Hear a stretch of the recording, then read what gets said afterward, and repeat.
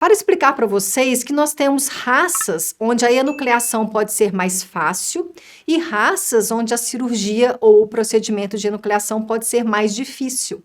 Isso tem muita relação com o crânio do paciente. Eu não sei se vocês já conhecem os seguintes termos. Nós temos os pacientes com relação ao formato do crânio, nós chamamos os pacientes ou dividimos os nossos pacientes em dólicos cefálicos, mesocefálicos ou mesaticefálicos e os pacientes que eu acho que todo mundo conhece, que são os braquicefálicos. Por exemplo, se encaixam aí os bulldogs, né? E também o pug. E também o Lhasa, o Shih Tzu, são os braquicefálicos, que são aqueles animais que têm um crânio mais largo e curto, né? O focinho bem curto. Já os mesocefálicos, ele tem tanto o comprimento quanto a largura mediana, e os dólicos cefálicos, como por exemplo o da raça Collie, eles têm o comprimento do crânio, nesse sentido, maior do que a largura. Então, nesses dois aqui, olha, nos animais dólicos cefálicos e nos meso ou mesaticefálicos, a enucleação pode ser mais difícil se você comparar com os braquicefálicos. Por quê? Bom, primeiro, os braquicefálicos, eles têm a órbita mais rasa.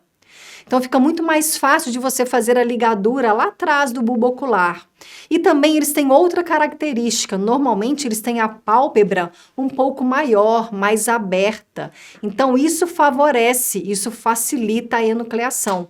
Enquanto, né, ao contrário, os mesaticefálicos ou os dólicos cefálicos têm a órbita mais funda. Então, você pode ter uma certa dificuldade para ligar o nervo óptico e a musculatura e os vasos, e também nos dólicos cefálicos, quando comparado com os braquicefálicos.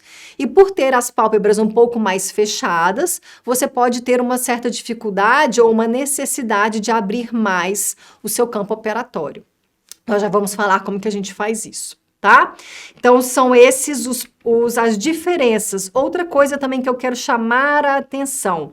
Quando a gente fala dos braquicefálicos, você tem que tomar um pouquinho mais de cuidado com uma glândula que se localiza mais ou menos aqui nessa região, tanto de um lado quanto do outro, né, que é a glândula salivar, chamada de glândula salivar zigomática.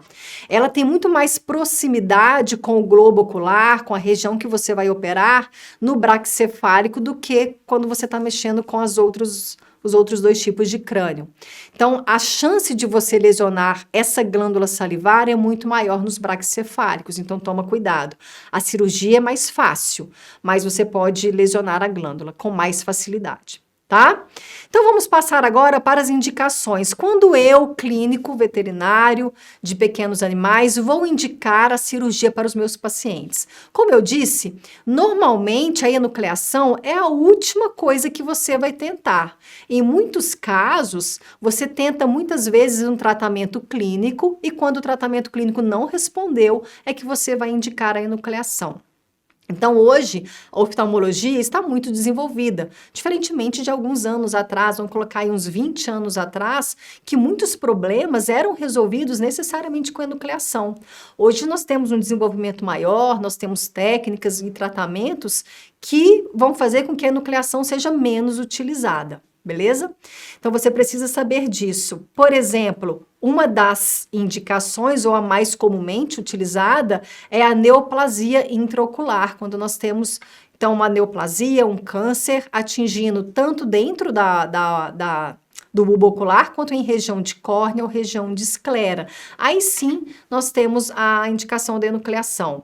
Quando nós temos perfuração grave, aqui eu quero deixar claro que nem toda perfuração é indicada a enucleação. Quando eu chamo de perfuração grave, aquela perfuração onde perfurou o olho e teve extravasamento do humor vítreo, teve extravasamento de muito conteúdo, então aí é muito grave, não teria nenhum procedimento que salvaria aquele olho. Aí sim a gente indica a enucleação.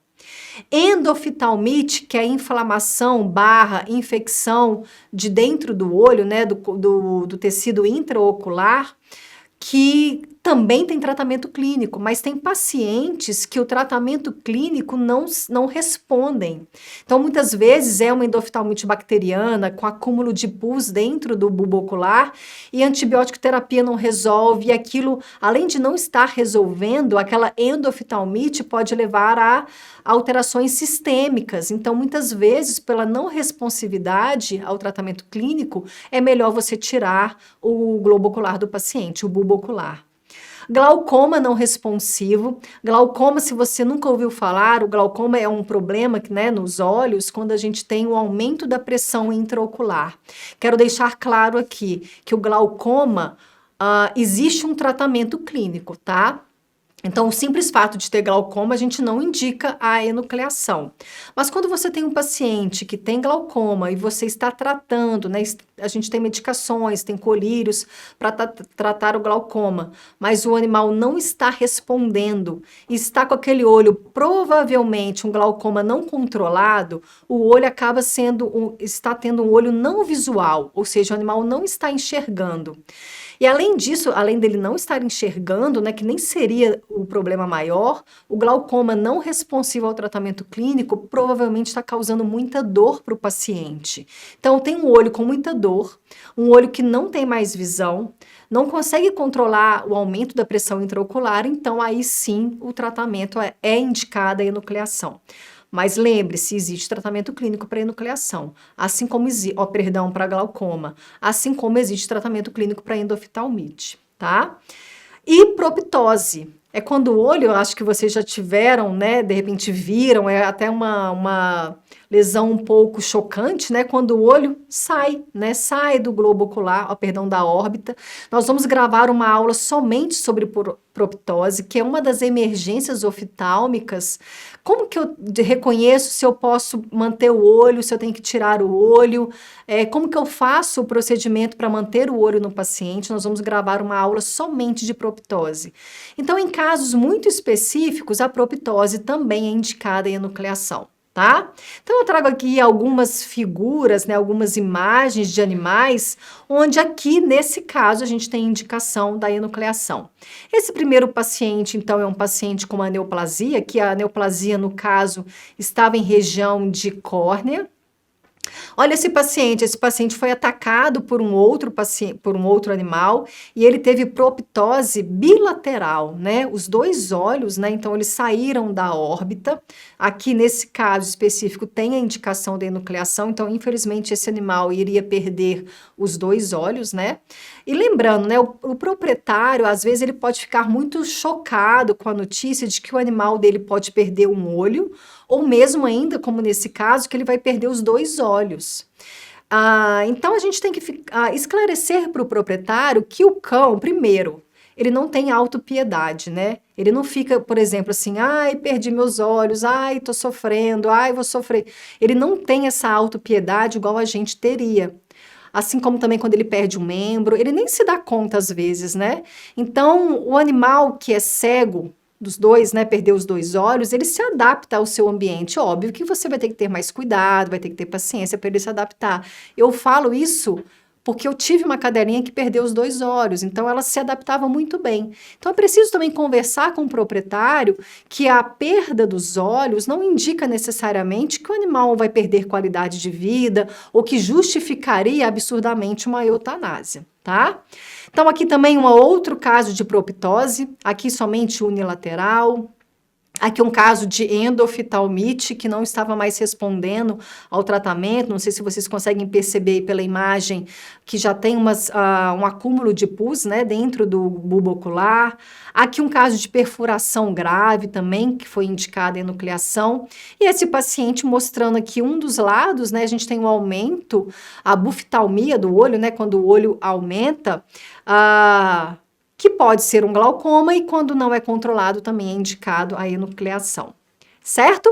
Então agora eu vou explicar que a enucleação, quando você opta pela enucleação, você tem duas possibilidades de técnica mais utilizadas.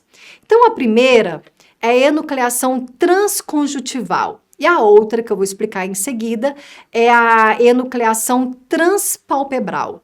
E aí eu vou explicar cada uma e explicar quando você opta por uma, quando você opta por outra. Quer assistir mais conteúdos como esse? Se inscreva no nosso canal.